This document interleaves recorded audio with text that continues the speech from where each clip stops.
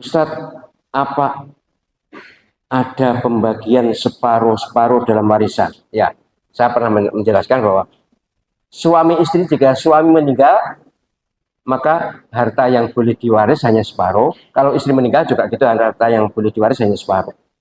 Apa ada ketentuan warisan separuh-separuh? Kalau warisan tidak ada, ini KHI dan ini bukan warisan, belum menjadi warisan. Jadi KHI, kompilasi hukum Islam, berdasarkan Impres nomor 1 tahun 91 itu menetapkan bahwa harta yang diperoleh selama pernikahan ini namanya harta bersama. Boso Jone Gono ini.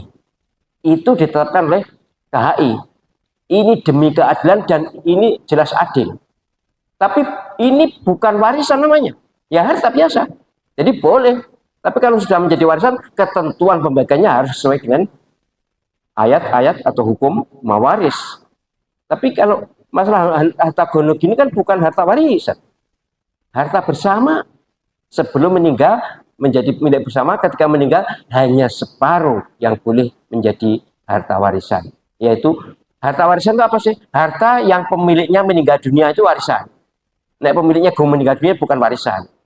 Lah, ini karena hartanya gono gini, hartanya hanya harta bersama, namanya bersama itu ya separuh edang, separuh apa edang itu mas? Separuh apa? Separuh edang apa mas?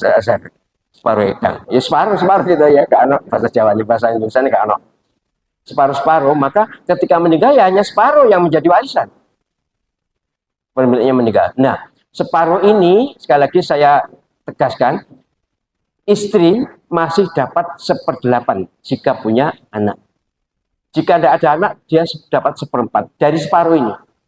Kalau yang meninggal istri, separuh ini suami dapat 1/4 jika ada anak. Jika tidak ada anak, dapat separuh dari separuh itu.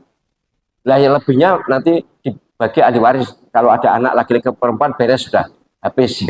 Atau ada orang tua yang meninggal dunia itu. Jadi sekali lagi, harta warisan tidak otomatis dibagi kabeh selama ini begitu. Yang dirugikan pasti yang masih hidup. Terutama biasanya perempuan. Enggak. Sekali lagi, KHI sudah berlaku sejak tahun 91. Jadi ini penting saya sampaikan sebab sering yang konsultasi warisan pada saya itu bingung dan bahkan anak-anaknya enggak terima karena nasihat seorang yang mohon maaf, kalau bukan ahli fikih kan ini bagian fikih mewaris kan. Dia bukan ahli fikih memberi nasihat. Pokoknya dum KPW kacau. Enggak. Sejak ada KHI itu suami istri yang meninggal salah satu dapat separuh, yang boleh dibagi hanya separuh. Boleh dibagi, boleh tidak. Memang sebaiknya dibagi harta warisan itu. Tapi kalau masih ada suami atau ada istri, sebaiknya, terutama kalau ada istri ya, sebaiknya jangan dibagi. Tapi kalau suami, bagi aja. Biasanya suami sih tinggal itu apa? Sing cek urip piye Mas? Rapi meneh. Dan istri perempuan biasanya enggak, lebih tahan, lebih hebat. Maka anak yatim itu kalau selama ini didefinisikan sebagai orang yang ditinggal mati ayahnya itu salah. Mohon maaf. Itu benar tapi enggak pas. Yang benar ditinggal mati salah satu atau dua-duanya orang tua. Jadi anak ditinggal mati ibunya itu juga yatim. Malah berat kok ditinggal mati ibu itu.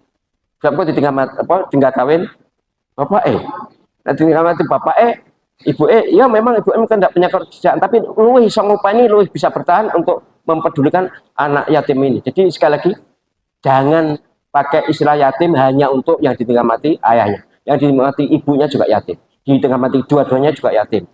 Nah, kata piatu itu sini aja di kitab-kitab mendalam piatu.